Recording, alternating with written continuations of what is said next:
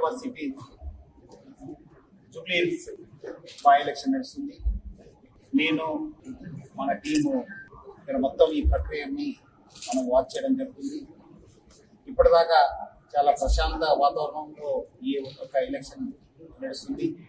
మనము ఈ ICC నుంచి దాదాపు 900 కెమెరాస్, అక్కడ పోలింగ్ స్టేషన్ నుంచి డైరెక్ట్గా మనము ఏమేమి నడుస్తుంది, ఓటింగ్ ఎట్లా నడుస్తుందని చెప్పి మనము వాచ్ చేయవచ్చు.